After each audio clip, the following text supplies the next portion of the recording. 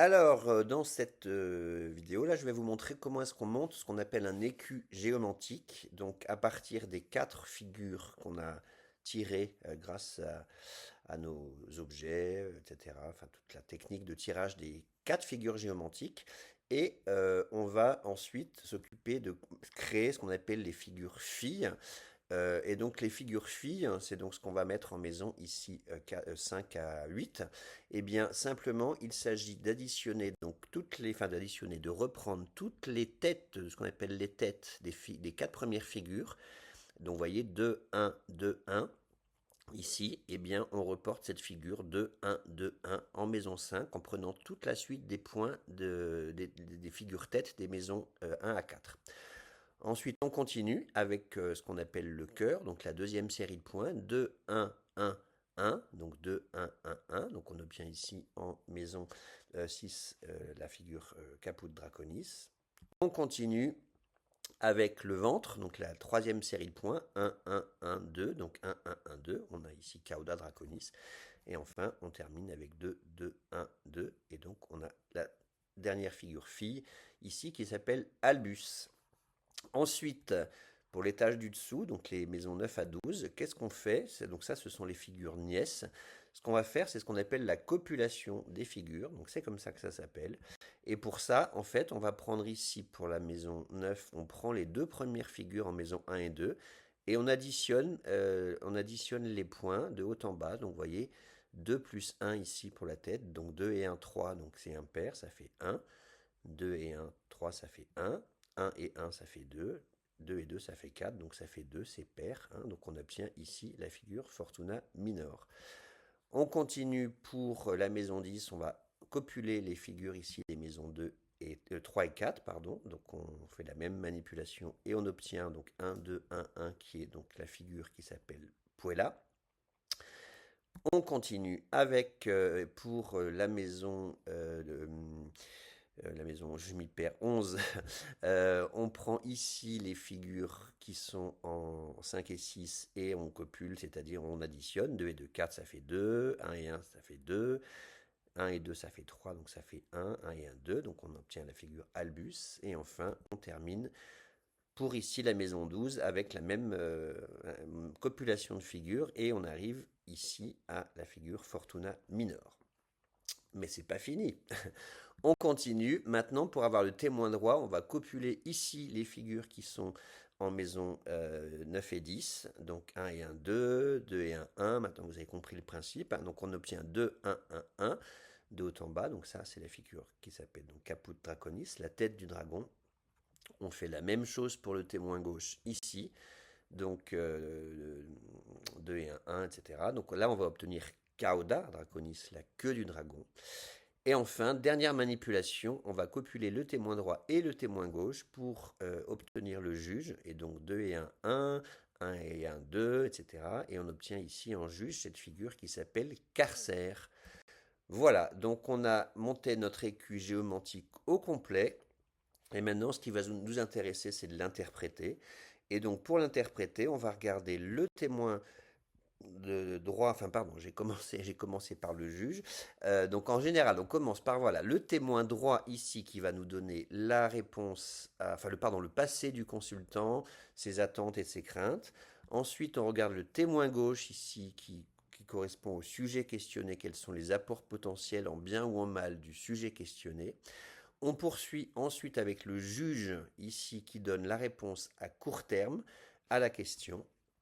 Et enfin, on va s'intéresser à la maison de la question qui faisait partie de l'exercice. Donc c'est une question qui concerne les finances.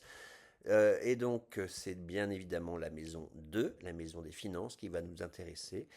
Et enfin, pour terminer, on va s'intéresser à comment le consultant ou la consultante va réagir une fois tous ces éléments produits. Et donc on va s'intéresser à la figure en maison 1. Voilà, donc vous avez maintenant su comment monter l'écu géomantique complet et place à l'interprétation.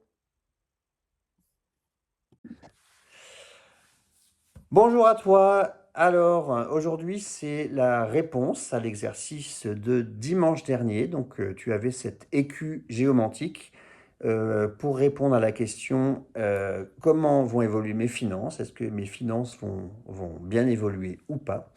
Si tu as bien répondu, bien rempli toutes tes figures, tes figures mères, tes figures filles, tes figures nièces, tu es censé tomber sur la figure Caput Draconis en témoin droit. Et donc Caput Draconis, enfin le témoin droit en tout cas, ça représente un petit peu comment le consultant se présente à, face à cette question, quel est son passé et quelles sont ses attentes.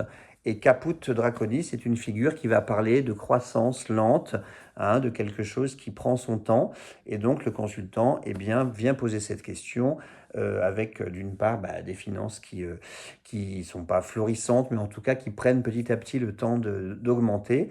Et surtout son espoir, hein, puisque c'est quand même plutôt une figure positive. L'espoir du consultant, c'est le fait que ces finances augmentent finalement et croissent tranquillement. Toutefois, on a en témoin gauche la figure Cauda Draconis. Et celle-ci, elle est malicieuse, Cauda Draconis, parce que Cauda Draconis, c'est ce que la question posée, c'est la réponse, enfin, c'est ce que le sujet questionné pourrait apporter en bien comme en mal au consultant. Et Cauda Draconis, c'est une figure qui va parler d'élimination, qui va parler de déchets, qui va parler un peu de pourriture, qui va parler de choses pas très nettes, vraiment de purge.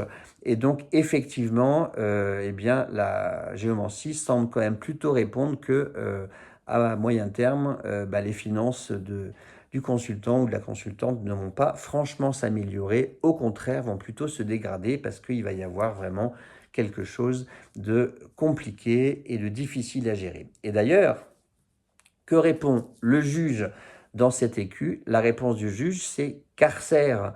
Carcère, c'est cette figure un peu comme un enclos qui représente l'immobilisation, le fait d'être empêché, l'emprisonnement, les choses qui n'avancent pas.